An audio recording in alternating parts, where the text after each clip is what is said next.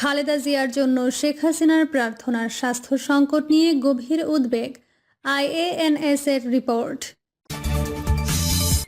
জানাবো আল জাজিরার রিপোর্ট, নির্বাচনের আগে উদার নৈতিক ধারায় বিএনপি। এবং সর্বশেষ জানাবো ক্লিন ইমেজের আওয়ামী লীগ প্রার্থীরা নির্বাচনে অংশ নিতে পারবেন। এতক্ষণ শুনছিলেন সংবাদ শিরোনাম, এবার বিস্তারিত। খালেদা জিয়ার জন্য শেখ হাসিনার প্রার্থনা স্বাস্থ্য সংকট নিয়ে গভীর উদ্বেগ, আইএএনএস এর রিপোর্ট। বিএনপি চেয়ারপারসন ও সাবেক প্রধানমন্ত্রী খালেদা জিয়ার স্বাস্থ্য সংকট নিয়ে গভীর উদ্বেগ প্রকাশ করেছেন তার রাজনৈতিক চিরপ্রতিদ্বন্দ্বী, ভারতে অবস্থানরত আরেক সাবেক প্রধানমন্ত্রী শেখ হাসিনা। ভারতের বার্তা সংস্থা আইএএনএসকে ইমেইলে দেয়া এক সংক্ষিপ্ত সাক্ষাৎকারে তিনি বলেন, বেগম খালেদা জিয়া অসুস্থ, এটা জানতে পেরে আমি গভীরভাবে উদ্বিগ্ন। তিনি যেন সুস্থ হয়ে ওঠেন সেই প্রার্থনা করি। ইমেইলে দেয়া এই সাক্ষাৎকার নিয়ে নিজেই রিপোর্ট প্রকাশ করছে আইএএনএস।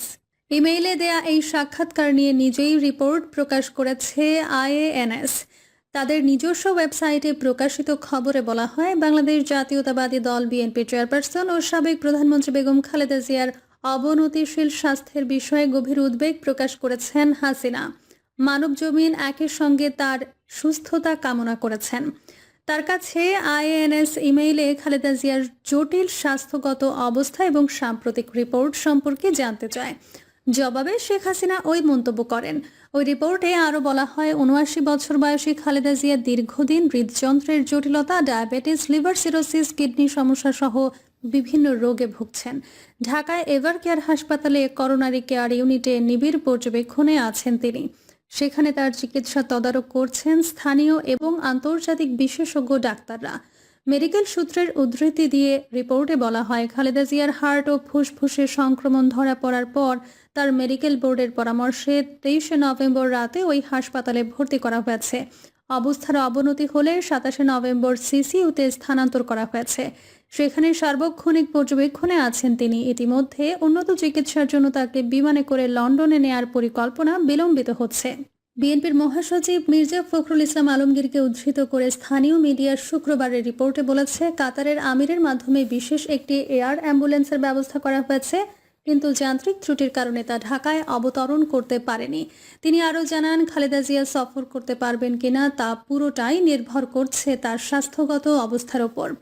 যদি তিনি সফর করার মতো অবস্থায় থাকেন এবং মেডিকেল বোর্ড অনুমতি দেয়, তাহলে রবিবার ৭ ডিসেম্বর তাকে চিকিৎসার জন্য পাঠানো হতে পারে, কিন্তু নানা জটিলতায় তা আটকে আছে। আল জাজিরার রিপোর্ট, নির্বাচনের আগে উদার নৈতিক ধারায় বিএনপি নির্বাচনকে সামনে রেখে নিজেদের উদার গণতান্ত্রিক শক্তি হিসেবে তুলে ধরতে চাইছে দেশের বৃহত্তম রাজনৈতিক দল বাংলাদেশ জাতীয়তাবাদী দল।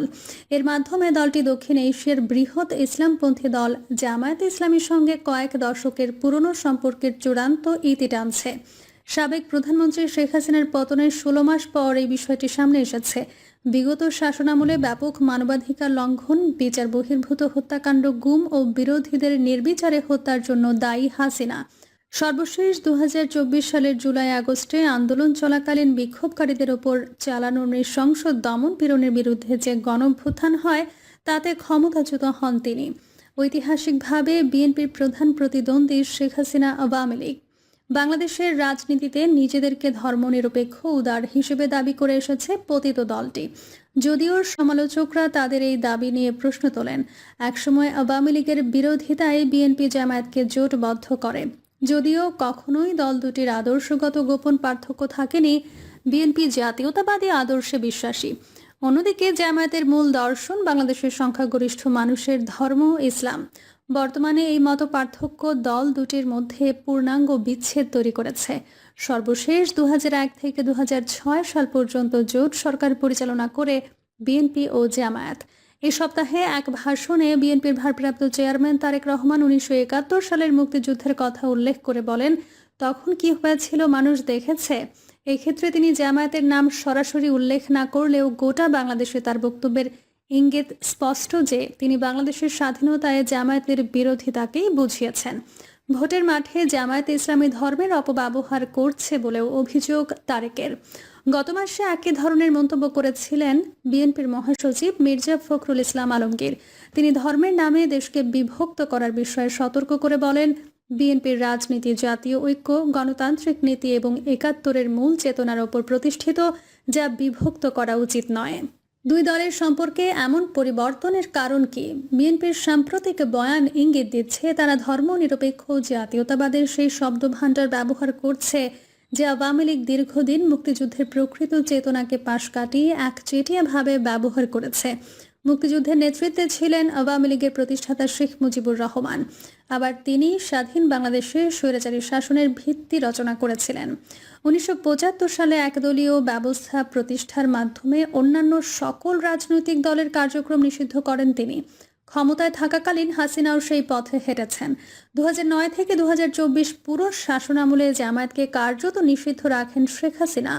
গ্রেপ্তার করেন বিএনপির হাজার হাজার নেতাকর্মী, যার মধ্যে ছিলেন বিএনপির দীর্ঘদিনের প্রধান ও সাবেক প্রধানমন্ত্রী বেগম খালেদা জিয়া।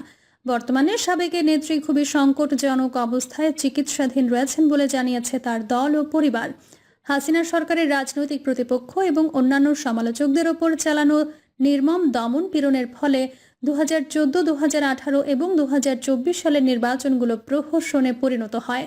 এর মাধ্যমে সংসদে আওয়ামী লীগকে একক সংখ্যাগরিষ্ঠ দল হিসেবে চিত্রিত করেন শেখ হাসিনা।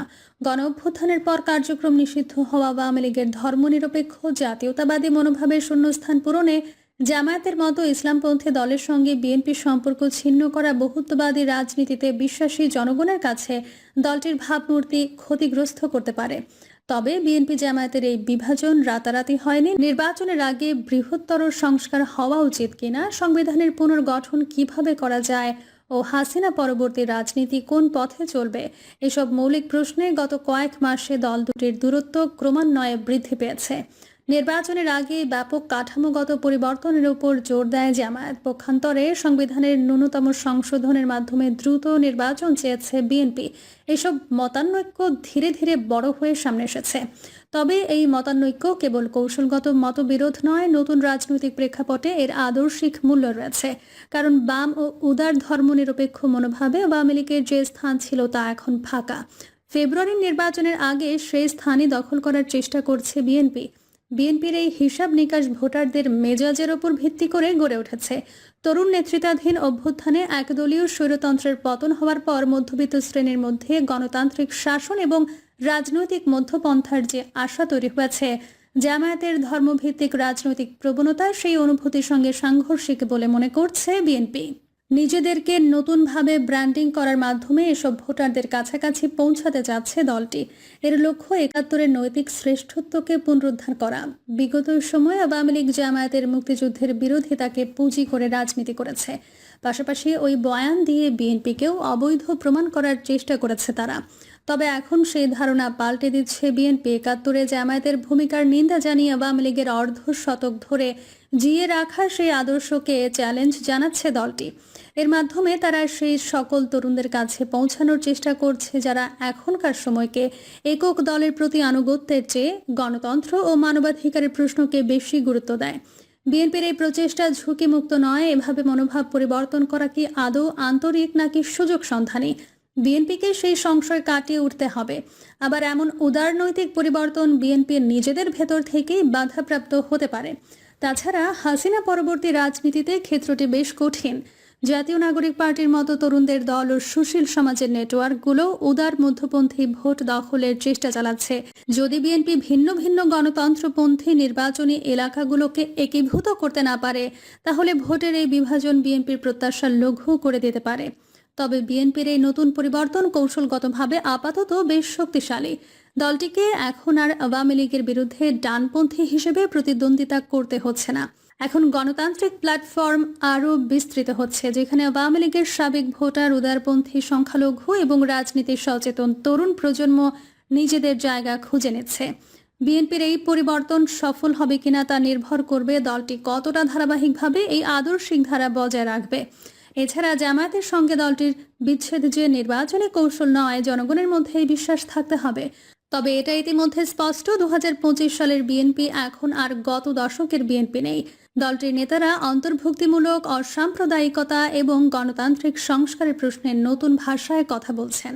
জামায়াতের সঙ্গে বিচ্ছেদ ঘটিয়ে আওয়ামী লীগের দখলে থাকা আদর্শিক অবস্থানে পা রেখে বিএনপি বাংলাদেশের রাজনৈতিক দৃশ্যপটে নতুন সাজ আনার চেষ্টা করছে। যদি এই পরিবর্তন স্থায়ী হয় তাহলে এটি 1990-এর দশকের গোড়ার দিককার পর দেশের রাজনীতিতে সবচেয়ে গুরুত্বপূর্ণ পরিবর্তন হতে পারে। প্রিয় দর্শক, এই ছিল এখনকার সর্বশেষ সংবাদ। আপডেট সব সংবাদ পেতে চ্যানেলটি সাবস্ক্রাইব করে বেল আইকনটি ক্লিক করে রাখুন।